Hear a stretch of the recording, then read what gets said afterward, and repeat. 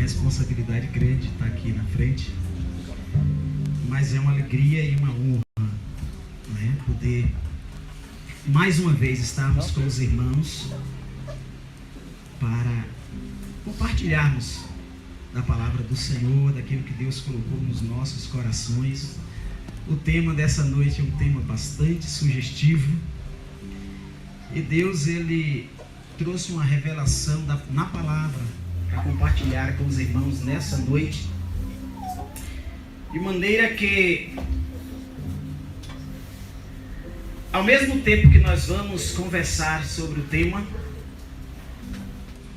nós vamos questionar também. Foi isso que Deus colocou no nosso coração: por que não vencedor?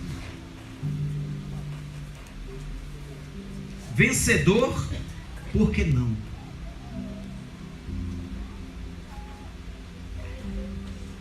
O apóstolo Paulo, e você já abre a Bíblia e deixa no livro de Romanos, nós vamos começar falando sobre esse texto de Romanos, capítulo 8. E depois nós vamos lá para o Antigo Testamento, no capítulo 7 do livro de Josué. E quando estivermos tratando sobre o porquê não vencedores, nós vamos fazer um diagnóstico lá na história com Josué na cidade de Ai. Porque o povo, sob a liderança de Josué naquele texto, tinha tudo para vencer aquela batalha e fracassou. Logo, o que nós queremos pensar, o que nós vamos pensar nessa noite com os irmãos, é do porquê que nós, como Igreja de Cristo, temos tudo para vivermos uma vida vitoriosa. E diga-se de passagem, deixa eu fazer uma observação, porque a partir de Jesus Cristo, vencedor se tornou pouco. Nós somos mais que vencedores. Aleluia. Aqueles que são mais que vencedores, dê uma salva de palmas para Jesus. Bem forte para Jesus. Vencedor se tornou pouco. Nós somos mais que vencedores. Mas por que não temos vivido como mais que vencedores? Quando pensamos em vencedor ou em vencedores, eu estava meditando enquanto preparava com Deus essa palavra. Então eu cheguei à conclusão, dentro das minhas análises, que como vencedores, nós concorremos com uma população um pouco maior, talvez um pouco menor do que a população brasileira. Entendendo que o Brasil hoje tem 315 milhões, ou melhor, 315,3. 315 milhões e 300 mil habitantes. Eu estou me referindo à primeira vitória que cada um de nós teve, a primeira corrida, a primeira maratona que cada um de nós teve, para que estivéssemos aqui hoje. Eu estou me referindo à corrida da fecundação. Segundo a ciência, você, pastor Ezequiel, concorreu com 300 milhões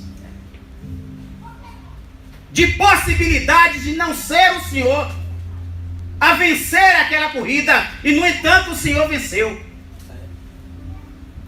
O senhor deixou para trás quase 300 milhões de concorrentes.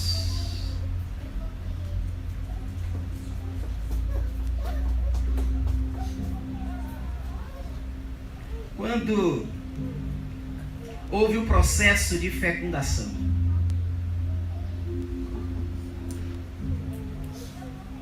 E nesse processo, raramente o pódio tem segundo lugar, ou nunca tem segundo lugar. Às vezes, tem 2 lugares como primeiro. Quando acontece, ou 3, quando acontece de nascer 2, triplo, às vezes quádruplo, mas é um pódio só. Então, nesse processo, todos nós indistintamente já fomos vencedores.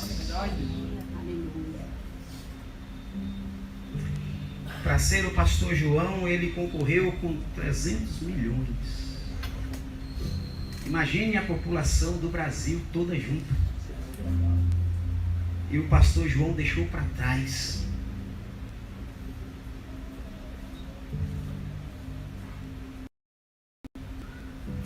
Mas segue a vida. E quando a gente encontra Jesus Cristo, aí aquilo nos tornou vencedor no processo da fecundação e do nascimento.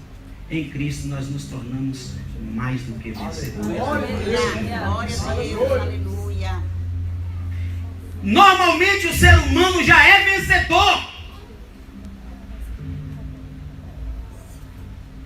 Mas mais que vencedores, só se tornam aquele que um dia teve um encontro pessoal com Jesus. Aleluia. Aleluia. O apóstolo Paulo nos chama a atenção acerca disso. No capítulo 8 da carta aos Romanos, versículo 37, e ele diz assim: mas em todas essas coisas somos mais do que vencedores por aquele que nos amou.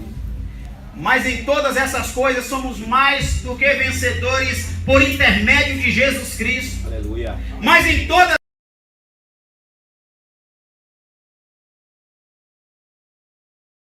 essas, ser mais que vencedor não é um mérito pessoal.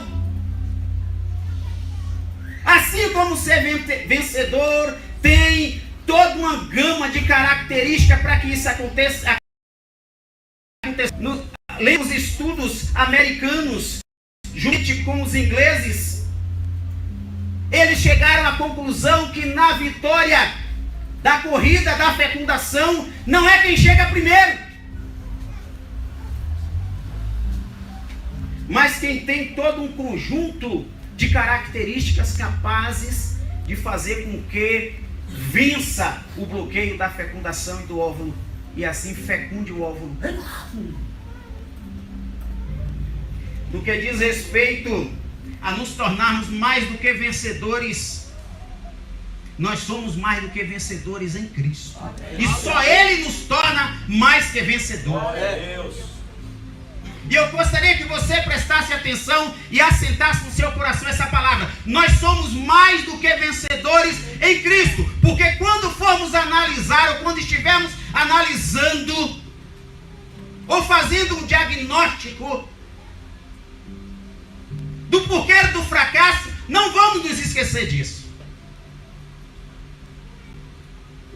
O apóstolo Paulo nos dá nesse texto algumas razões que nos tornam mais do que vencedores. Ele diz assim: mas em todas essas coisas. Que coisas são estas?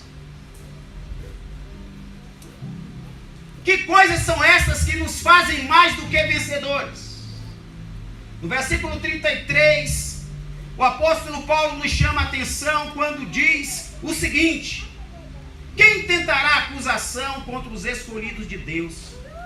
É Deus quem os justifica. Quem os condenará?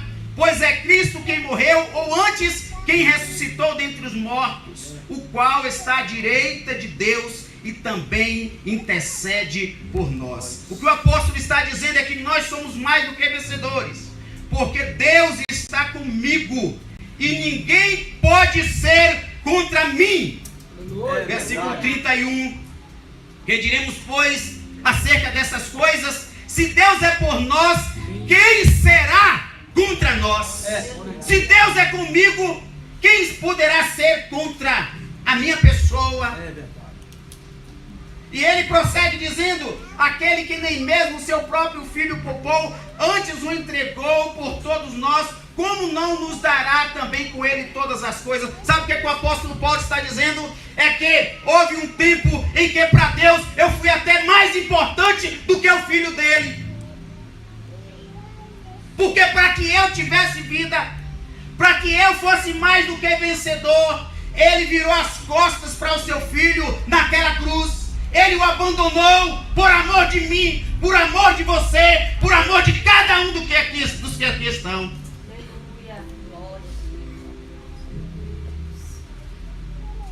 Nem mesmo o seu filho poupou.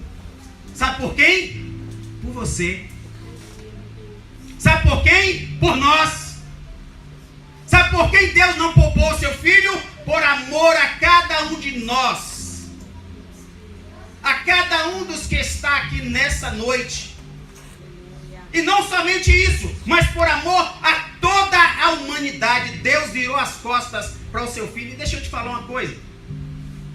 Lá em Gênesis capítulo 1, quando Deus começou o ato da criação, a Bíblia diz que o primeiro ato criativo de Deus foi o Luani: haja luz e houve luz. Aonde Deus chega, a luz chega. Aonde Deus chega, a luz está. E se Ele entra no nosso coração, a luz dele resplandece no nosso coração. Amém. E se Ele entra na nossa mente, a luz dele resplandece na nossa mente. Contrapartida a isso, aonde Deus não está, é trevas, é escuridão, é perdição. Quando Jesus morreu, me leva a crer o texto. E alguém pode acreditar diferente. Que Deus não resistiu por amor de mim, por amor a você. Ver o seu filho morrer naquela cruz, ele se ausentou. E a ausência de Deus deixou o mundo em trevas. A Bíblia diz que houve noite. Sabe por quê? Porque Ele me amou. Porque Ele me amou. Houve um tempo que eu fui mais importante para Deus do que o seu próprio filho. Que diremos, pois,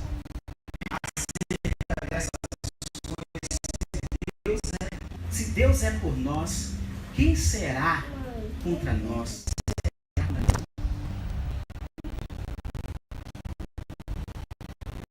Ainda há pouco diz que ninguém poderá me acusar de absolutamente nada, porque Deus é quem me justifica. Amém. Em Romanos capítulo 5, versículo 1 diz assim: justificados, pois, pela fé, temos paz com Deus. Amém. Deus nos declarou em Cristo justificado. Deus declarou-nos todos em Cristo justificado. E como sendo declarado justificado, eu quero dizer uma coisa para você. É que todas as nossas faltas, culpas, pecados, mazelas, nós confessamos diante de Deus através da pessoa de Jesus. Ele fez um pacote e jogou nas profundezas do mar. E a Bíblia diz que Ele nunca mais se lembra daquilo. Meu Deus. Portanto, mesmo que alguém queira, isso acontece muito. Mergulhar no mar do esquecimento, onde Deus joga os nossos pecados, as nossas mazelas, nos nossos erros. Alguém queira mergulhar lá, pegar esse pacote, trazer de volta e lançar na sua cara. Você não deve aceitar, porque nenhuma condenação há para aqueles que estão em Cristo Jesus. Aleluia! É verdade.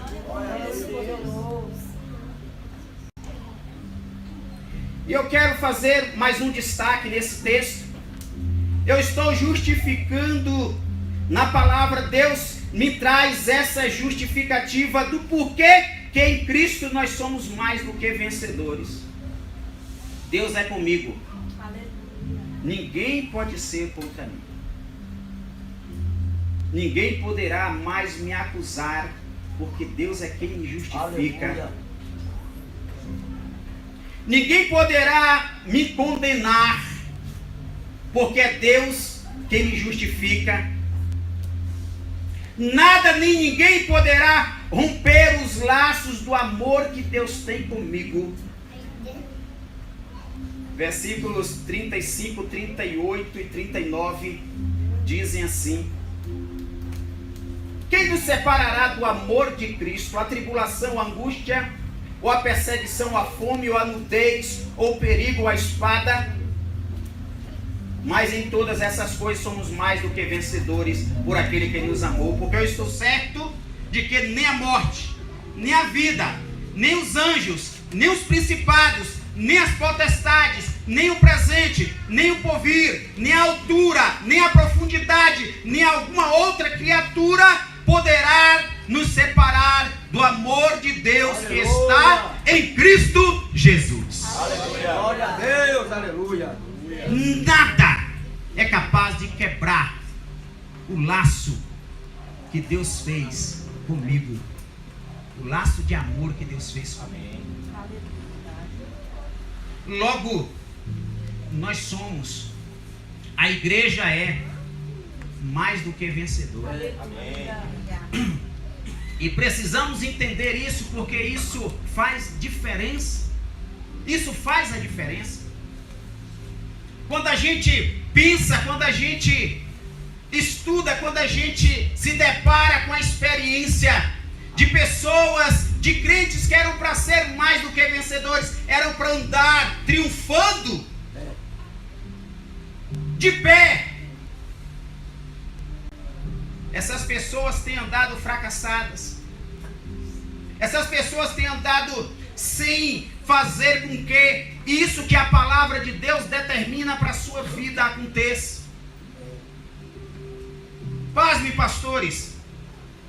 2005, mais ou menos, eu fui missionário da Igreja Batista no presídio Lemos de Brito, em Salvador, a penitenciária de segurança máxima da Bahia, no bairro de Mata Escura. E foi feito um levantamento. E o levantamento estatístico identificou que 70% dos encarcerados nos presídios brasileiros são ex-crentes. 70% são ex-crentes, filhos de crentes, e uma boa parte filhos de pastores.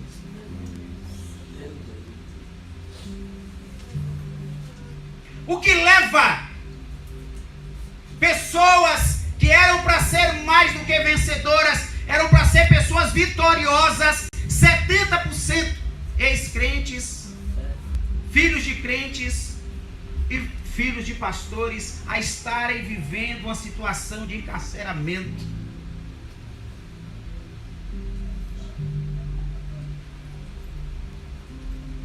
Em comparação com a realidade do crescimento da igreja evangélica no Brasil, é estatístico, e nós estamos quase meiando, nós já estamos como evangélicos passando o número de cristãos católicos no Brasil. O Brasil já não tem se tornado mais um país de maioria católica. O Brasil é hoje um país de maioria evangélica. Mas o que acontece? Que no quesito crescimento, a realidade do país não muda. O número de divórcio está lá em cima.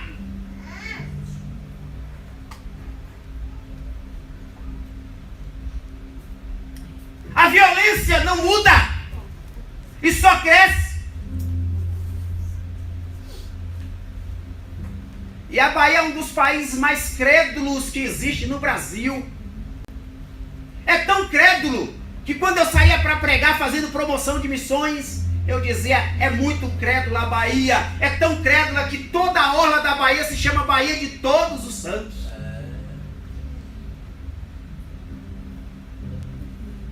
Tem fé para tudo, tem fé para todos. Mas o que acontece? Que a realidade do crescimento da igreja não muda o nosso país. nós crescemos numericamente, mas em se tratando de mudança, nós vivemos ainda como fracassados. A igreja não muda o país. Como no passado e não há muito tempo.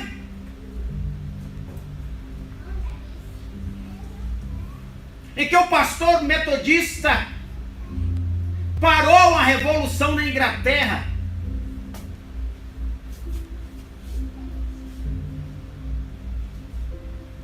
Em que na Idade Média, com a reforma, houve uma mudança como nunca houve na história do cristianismo.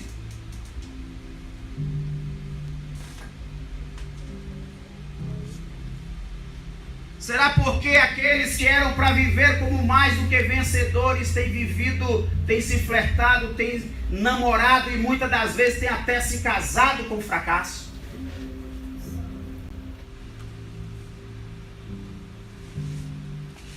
Em Cristo, nós somos mais do que vencedores. E eu vou continuar falando isso de maneira positiva. Aleluia. Eu não vou nem usar a expressão em Cristo éramos para ser. Em Cristo nós somos. Porque o projeto dele de tornar o ser humano mais que vencedor continua de pé. Aleluia. Aleluia. Vamos lá para Josué capítulo 7.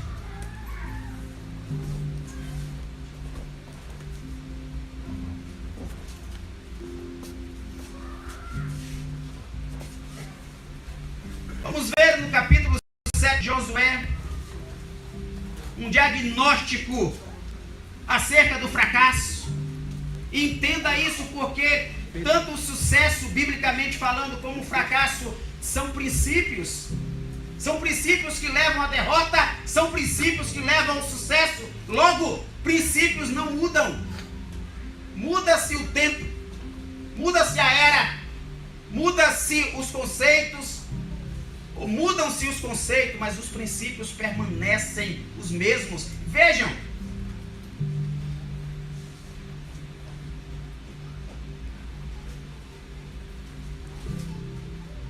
a história mostra, a história de Josué nos chama a atenção para a realidade da vitória que o povo teve na cidade de Jericó. Mas a realidade vivida por a realidade que nós vivemos em dado momento como servo do Senhor Jesus, não é para acontecer assim. Entre trancos e barrancos, entre derrotas e vitórias. O povo foi vitorioso na cidade de Jericó. Nós conhecemos muito bem a história. Mas quando chegou à cidade de Ai, no processo de conquista da promessa, de conquista da terra prometida, de conquista de tudo aquilo que Deus tinha dito que iria fazer e queria dar ao povo, em meio a essa conquista, chega a cidade de Ai e o povo fracassa. E por que fracasso?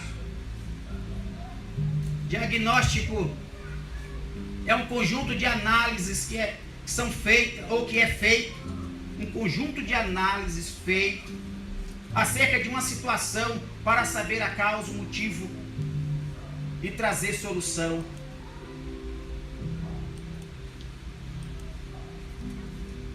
O texto diz quando aí o que o texto diz, Josué chamou alguns dos seus soldados e mandou que esses soldados subissem à cidade de Ai para averiguar a terra, assim como foi feito na cidade. Eles foram protegidos pela prostituta Raabe na cidade de Jericó. A prostituta Raabe foi salva quando Josué arrasou a cidade, arrasou, vírgula. Quando chega na cidade de Ai, o texto diz que Josué mandou os espias pela cidade, está no capítulo 7. E os espias foram à cidade. E eles voltaram de lá empolgados. E trouxeram um relatório para Josué. E naquele relatório que eles deram a Josué, eles disseram assim: nós vamos subir contra essa cidade, mas não vamos precisar levar todos os soldados que nós temos, basta uns 2 ou 3 mil soldados. Essa batalha vai ser mamata, vai ser mamão com açúcar. Se nós derrotamos a cidade de Jericó, como nós conseguimos derrotar, esse foi o relatório dos espias, nós vamos também derrotar Ai, porque Ai será na nossa mão uma mamata. Apenas 2 ou 3 mil soldados. E o texto diz que Josué subiu com entre 2 e 3 mil soldados à cidade de Ai. E quando eles chegaram à cidade de Ai, eles se depararam com uma situação que jamais eles tinham encontrado. É mais ou menos a realidade de Jericó ser vitória da conquista e Ai ser Iguá. Não sei quantos conhecem aqui o povoado de Iguá. Eles venceram uma cidade como vitória da conquista. E eles correram, foram derrotados para uma comunidade pequena como a comunidade de Iguá. O relatório foi: manda apenas uns 2 ou 3 mil soldados. Na cidade de Jericó, todos os soldados entraram em combate. E o primeiro diagnóstico que é feito nesse texto, eu quero compartilhar com os irmãos, porque nós, que éramos para ser vencedores ou mais que vencedores, fracassamos. A realidade dos soldados no relatório foi subestimando o povo inimigo. Subestimar o inimigo na nossa luta diária, subestimar os nossos combates, subestimar a força de Satanás, subestimar a força do pecado, é um problema sério e grave na vida dos crentes. Por que os crentes não têm conquistado vitórias como a Bíblia estabelece? Os crentes de hoje não têm vigiado acerca da luta espiritual que nós vivemos no nosso dia a dia. E não só subestimamos, mas estamos nos flertando muitas das vezes com o pecado. Estamos nos flertando muitas das vezes com Satanás. Ou estamos correndo muitas das vezes de Satanás. Eu gosto muito desse texto, porque a palavra de Deus diz assim para a igreja. Jesus disse a Pedro: tu és Pedro, e sobre esta pedra edificarei a minha igreja, e as portas do inferno não prevalecerão contra ela. Olha o que está acontecendo. As portas do inferno não prevalecem. Isso significa que a porta do inferno é passiva. Quem ataca é a igreja.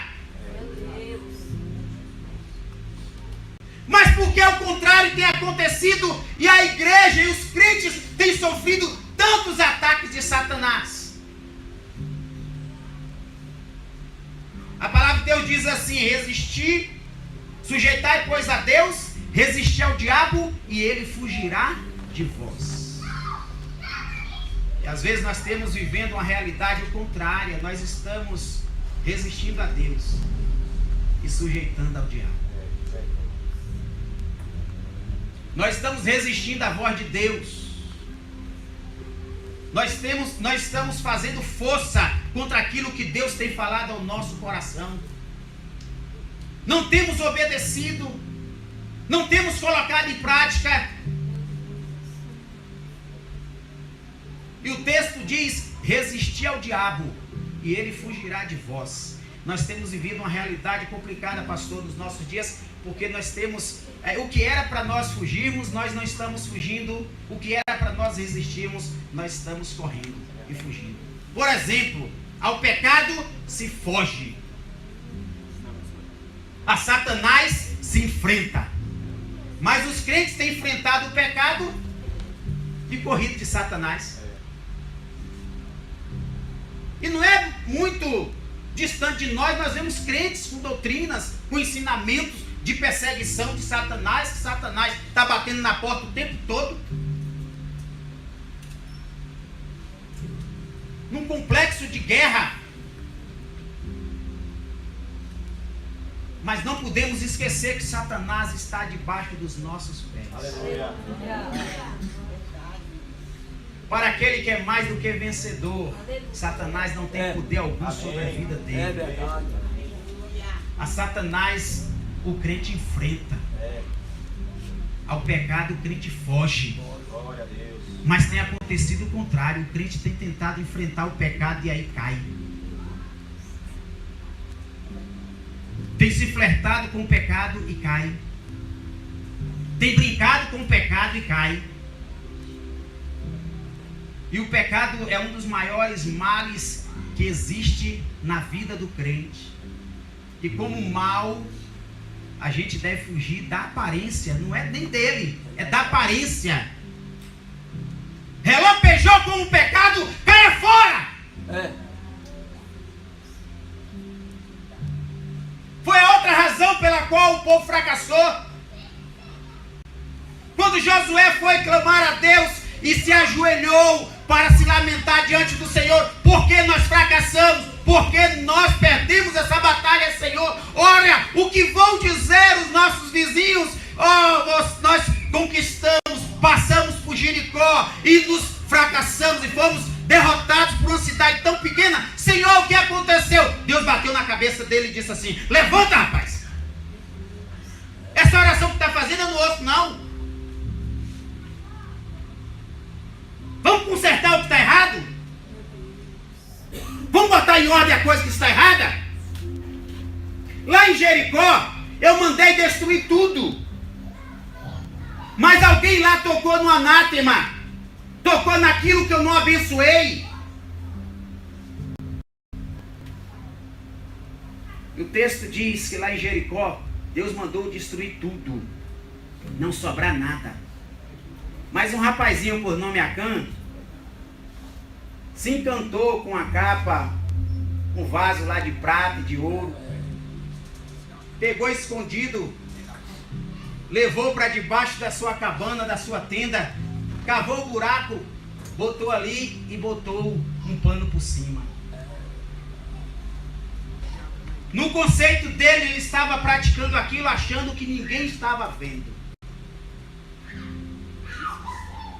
Talvez tenha olhado para um lado, para o outro, o pastor não está aqui, ou os pastores não estão aqui, não tem nenhum irmão aqui, eu posso fazer. Pecado secreto. Isso remete à sua internet, o seu celular. O que você tem feito com ele de noite? Como é que você tem usado? E não tem tido, pastor, hoje, algo que tem gerado mais pecado secreto na vida do crente e do ser humano do que o celular.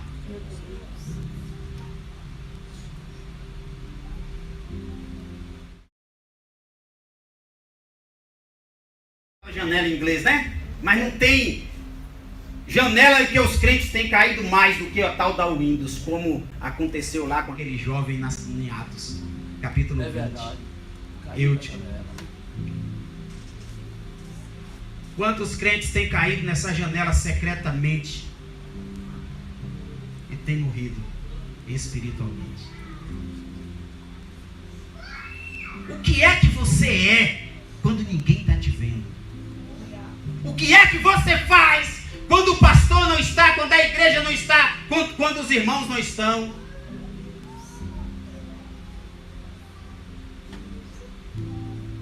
Acã se flertou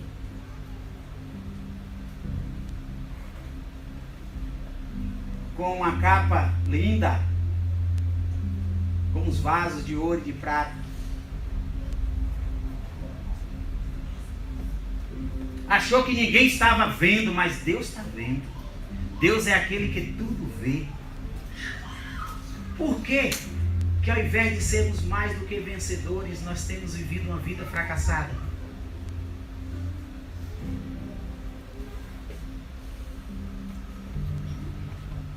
O que é que você tem feito?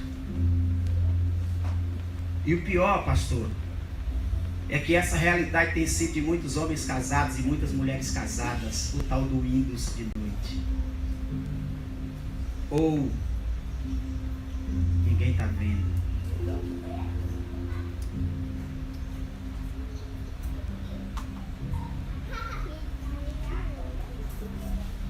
Levanta, disse Deus para Josué. Santifica, tira o anátema. Sacrifica o anátema. É como se Deus estivesse pedindo hoje: sacrifica o teu celular, sacrifica a tua rede social. E alguém já disse, pastor Ezequiel, que o celular vai ser uma prova cabal contra o crente quando for justificar falta de oração e falta de leitura bíblica.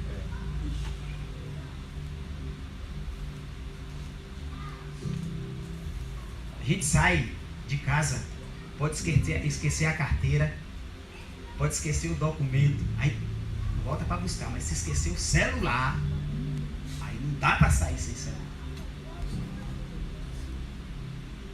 Alguém está me ouvindo? Alguém me ouve?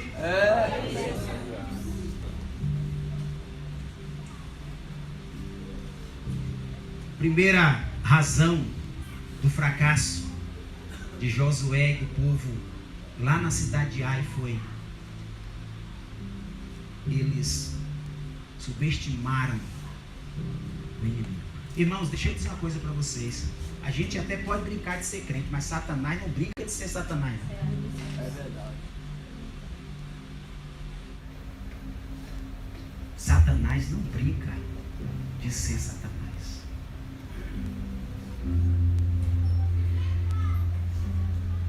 O povo fracassou porque subestimou o inimigo e por causa do pecado. Mas tem uma terceira coisa aqui nesse texto que revela, que traz como diagnóstico para o fracasso. E quer ver?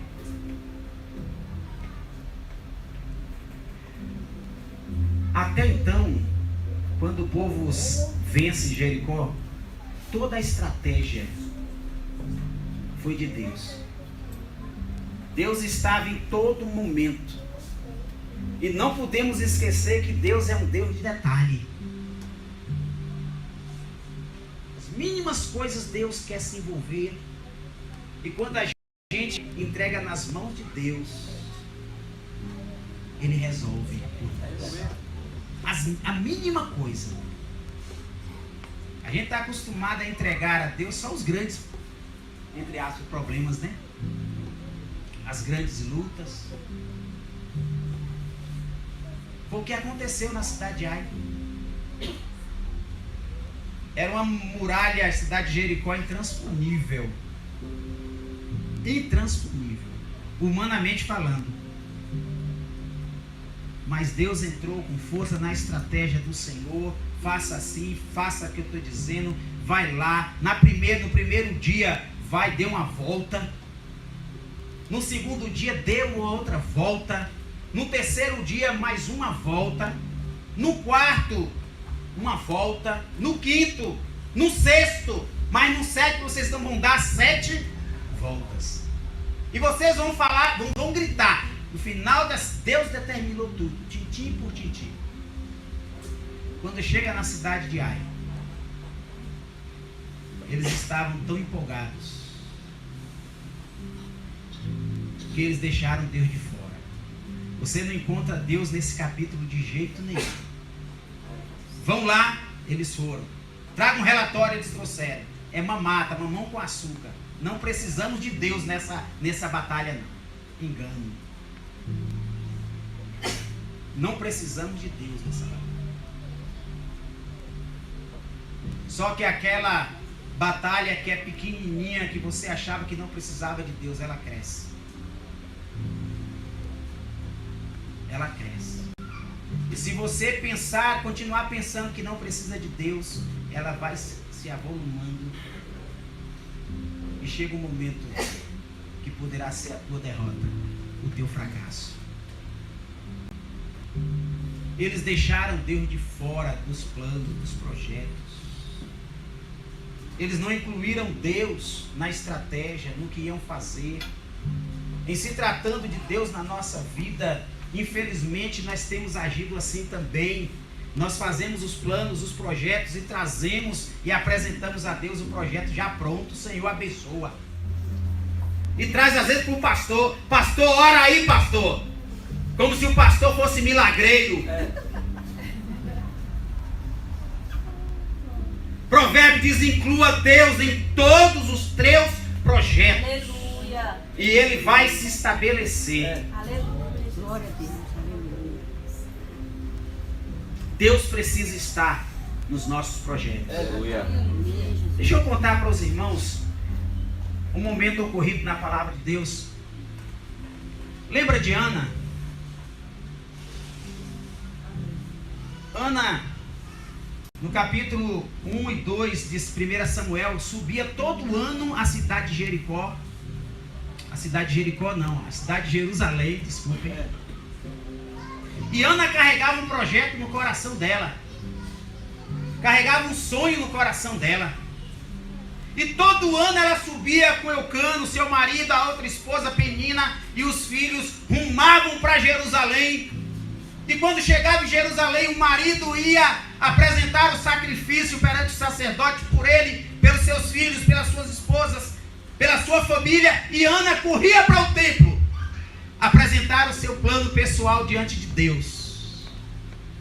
E entra ano, sai ano, Ana fazia aquilo: Senhor, abençoa o meu projeto. Senhor, eu quero ter um filho. Senhor, entra com providência. É a palavra de crente isso, né? Entra com providência, Senhor. Olha a minha causa. Mas teve um ano que Ana foi a Jerusalém. E Ana, naquele ano, fez diferente. Ana se chegou aos pés do Senhor e começou a falar no seu coração da sua necessidade, da sua carência.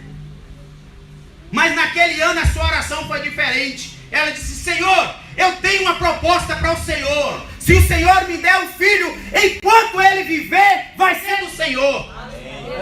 E sabe o que estava acontecendo? Os filhos de Eli já tinham sido mortos. Eli foi complacente com todo o pecado e a maldade dos seus filhos, e Deus já estava com um projeto de destituir Eli.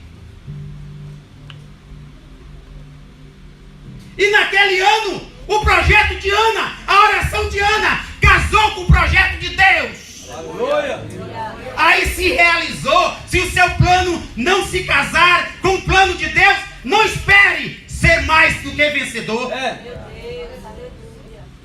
Deus queria substituir o sacerdote, o profeta.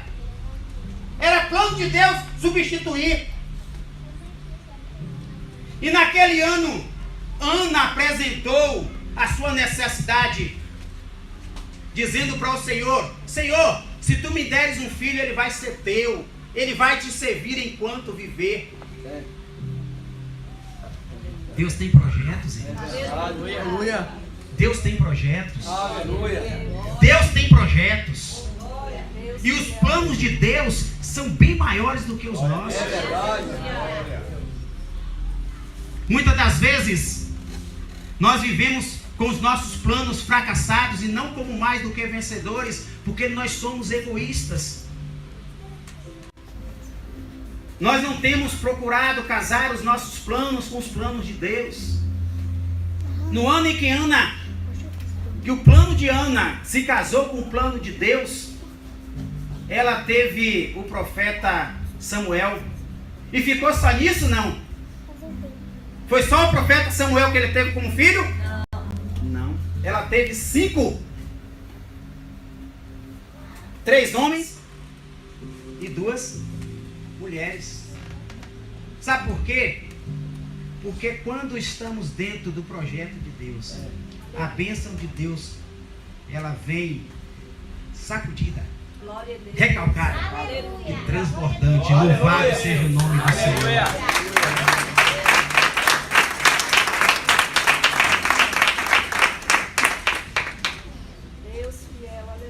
Lá em Ai, o povo não incluiu Deus naquele projeto, naquele plano.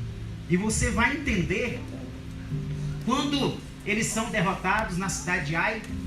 Louvado seja o nome do Senhor, pastor. É que uma derrota não significa a perda da batalha. Uma derrota não significa que perdemos a batalha. Às vezes a batalha ela é feita de muitos combates. O povo perdeu aquele combate. Deus chama Josué e diz: agora vamos por aqui, Josué, a mesma cidade. Tu não vai mandar só 2.000 não, tu manda todos os soldados. E eram 32.000 soldados. Foi todo mundo. Até porque a força que Josué tinha não era o braço dos soldados. E Deus provou isso. A força que Josué tinha era a força do Deus Todo-Poderoso. Glória a Deus. Todo mundo. E Deus deu a estratégia. E Deus organizou, e Deus determinou, e disse: faça isso, isso, isso. E teve uma coisa que Deus falou a Josué, e disse: olha, em Ai você vai destruir tudo como aconteceu em Jericó. Porém, tem uma ressalva: os despojos e o gado vai ficar para vocês. E isso parte o meu coração quando eu penso acerca desse tipo, da ação de Deus. Como Deus é maravilhoso. Mas eu quero dizer para você que há coisas que é de Deus e exclusivamente de Deus. E você não pode meter mão. Quando Deus disser não meta mão, não meta. E você quer ver uma das causas do fracasso de muitos crentes da igreja? Deus diz: não meta a mão no dízimo. O dízimo é do Senhor. Não faça como Acã, que meteu a mão no que Deus disse para não tocar. Sabe por quê? Porque na próxima batalha Deus vai dizer: agora é tudo seu.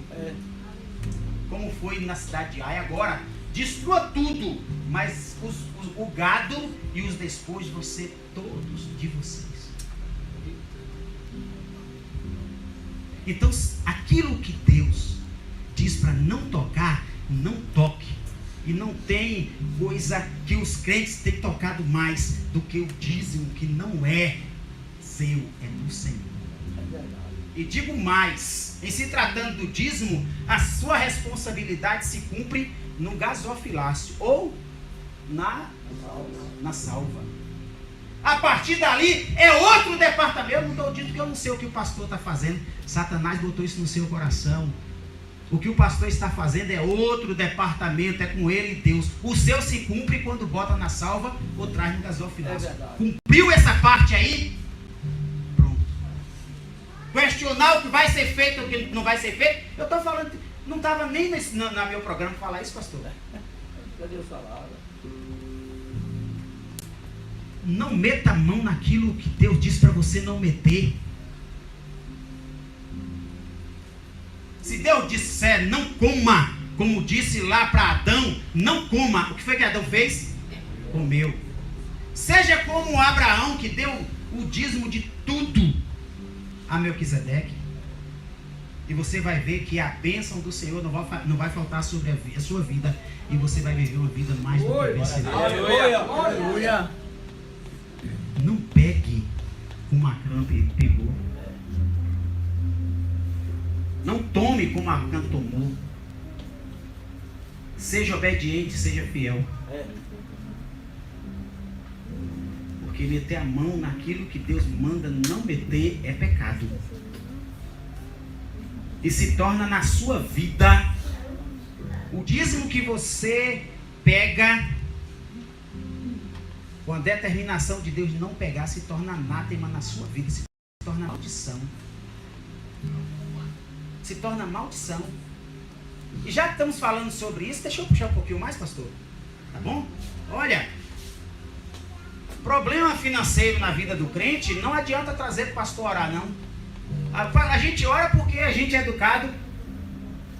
A gente ora porque a gente não vai dizer não para uma oração. Não adianta fazer campanha de oração por questão financeira. Não adianta fazer 21 dias.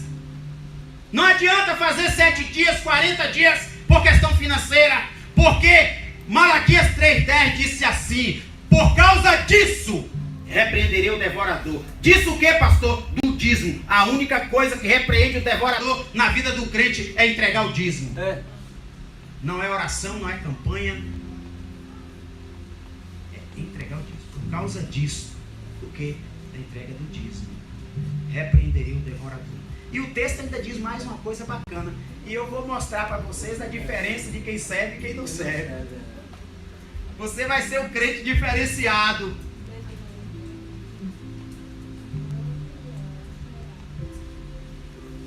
Se Deus disse para não pegar, para não tocar, para não mexer, não faça, para você não pagar preço.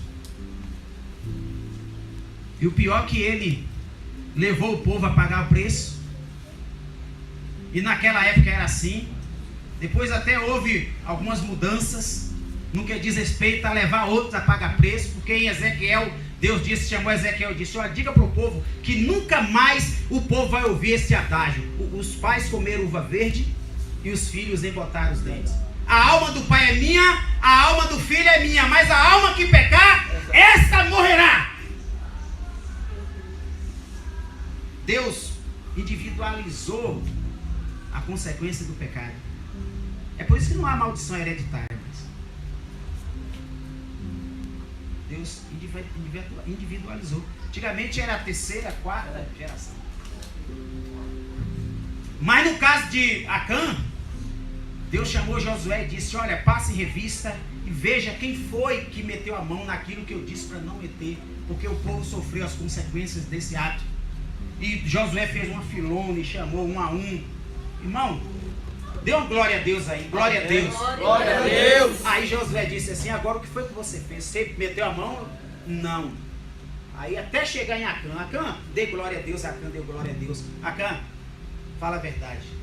Ele disse: não, Josué, eu me encantei. Ele diz bem assim, o texto diz assim: eu me encantei com a Acã, olhei para ela, vi maravilhosa, também o vaso, e escondi, peguei para mim. Desejei, peguei para mim, escondi, botei lá no... Fiz um buraco lá na minha tenda e botei lá. É mesmo, é. Vamos para lá? Vamos. Aquele rapaz foi apedrejado, juntamente com toda a sua família, tudo que ele tinha. E a Bíblia diz que fizeram um montão de pedras. E esse montão de pedras, segundo a Bíblia, está lá até hoje como memória da desobediência.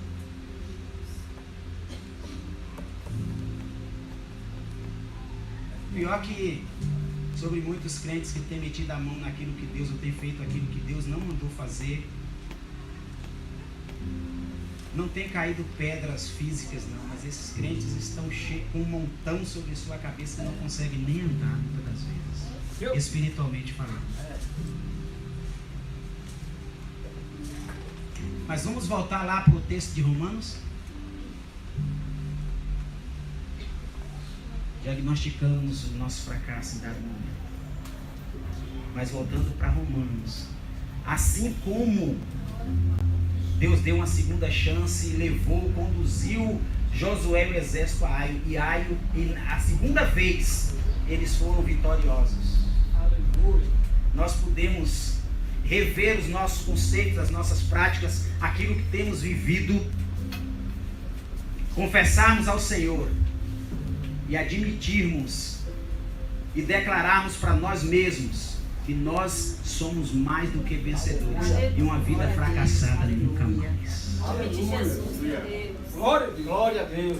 Diga para você mesmo: em Cristo, eu sou mais do que vencedor.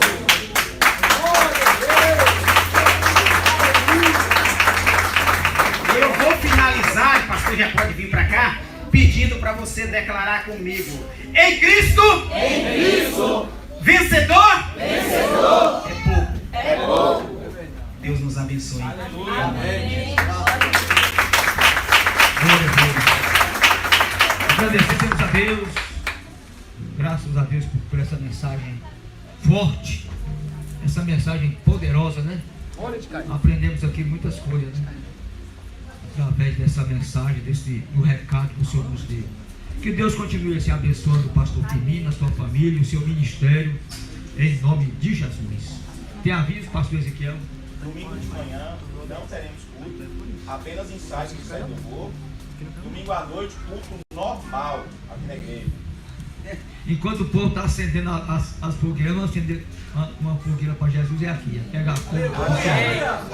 Então, amém. Está aí a convocação do pastor Ezequiel, convocando toda a igreja para o culto normal aqui na Sol Senhor é Deus, em nome de Jesus, tá bom? Ficamos de pé, vamos encerrar. Maristela diz para a pastora Tereza Lobo que eu agradeço aí pela a poesia, viu? Pela poesia. Nosso muito obrigado mesmo, em nome de Jesus. Senhor, nosso Deus e nosso Pai, obrigado, Pai, por tudo que aconteceu aqui nessa noite. Obrigado pelos louvores, pelas orações, por essa mensagem rica e poderosa. E que o Senhor nos guarde, que o Senhor nos proteja, nos livre de todo mal. Guarda o teu povo, leve para suas casas com segurança, em paz, com alegria.